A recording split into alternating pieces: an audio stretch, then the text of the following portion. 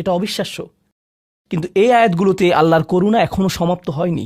প্রথমত সেই তিনটি বিষয় যা আমি উল্লেখ করেছি, শিরক বা আল্লাহ সম্পর্কে অশ্রদ্ধা প্রদর্শন করা, হত্যা এবং ব্যভিচার, এগুলো অনেক বড় পাপ। তো আল্লাহ কি বলছেন?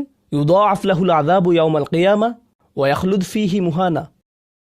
এমন মানুষের জন্য শাস্তি দ্বিগুণ করা হবে আর তারা সেখানে থাকবে অপমানিত অবস্থায়। এই পাপগুলো আল্লাহর কাছে ছোট বিষয় না, বিশেষত তিনটা পাপ একসাথে।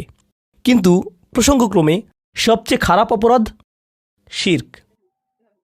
সবচেয়ে খারাপ অপরাধের মধ্যে দ্বিতীয়টি হলো যখন আপনি একজন ব্যক্তিকে হত্যা করেন। এটা কাকে হত্যা করার সমতুল্য? গোটা মানবজাতিকে। এটা হলো দ্বিতীয় বৃহত্তম অপরাধ। আর তারপর তৃতীয় বৃহত্তম অপরাধ কোনটি? জিনা। এই তিনটি একসাথে এসেছে একটি আয়াতে।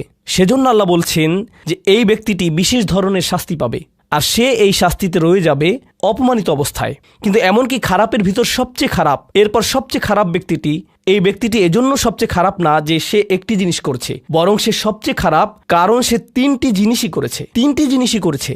এটা জাহান্নামের হ্যাট্রিক অর্জনের মতো। আর সম্পর্কে আল্লাহ কি বলছেন? তিনি বলছেন ইল্লা মান তাবা ওয়া আমানা ওয়া আমিলা আমালান সলিহা। অর্থাৎ যে অনুতপ্ত হয়েছে, ঈমানের পথে ফিরে এসেছে এবং তখন থেকে ভালো কাজ শুরু করেছে, তার জন্য নিয়মের ব্যতিক্রম হবে।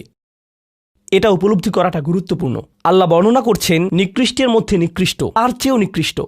আর তারপর বলেছেন এমনকি সেই ব্যক্তির ক্ষেত্রেও যদি সে আমার কাছে ফিরে আসে আমি তাকে শাস্তিতে নিক্ষেপ করব না। কিন্তু এতটুকুই যথেষ্ট না। আমরা কথা বলছি ইবাদ আর রহমানের ব্যাপারে, যিনি অবিশ্বাস্য রকমের করুণাময় সত্তা। তো তিনি তাদেরকে শুধুমাত্র জাহান্নাম থেকে রক্ষা করেই ক্ষান্ত হবেন না, তিনি আরও কি করবেন? ফাউলাইকা ইউবাদদিলুল্লাহু সাইয়্যাতিহিম হাসানাত। সেই মানুষগুলোর মহাপাপগুলোকে প্রতিস্থাপিত করবেন। আর আমি আপনাদেরকে মনে করিয়ে দিচ্ছি সেই পাপগুলো কি? শিরক। ইন্নাশ শিরকা লাযুলমুন আযীম। হত্যা, কাআন্নামা কাতালান নাসা জামিআ, সে যেন গোটা মানবজাতিকে হত্যা করল। এবং জিনা, ব্যভিচার, সবচেয়ে বড় পাপ এগুলো। আল্লাহ বলছেন যে পাহাড় সমান তাদের এই সমগ্র পাপ কাজগুলোকে আমি প্রতিস্থাপন করে দিব ভালো কাজ দিয়ে।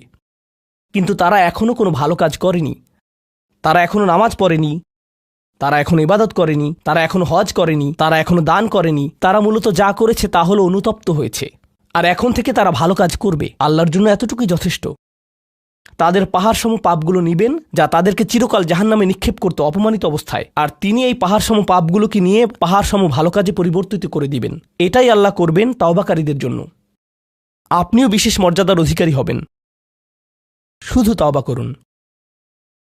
তো আপনি যখন বসে বসে এটা শুনছেন আর ভাবছেন আমি তো বেশ বড় ভুল করে ফেলেছি,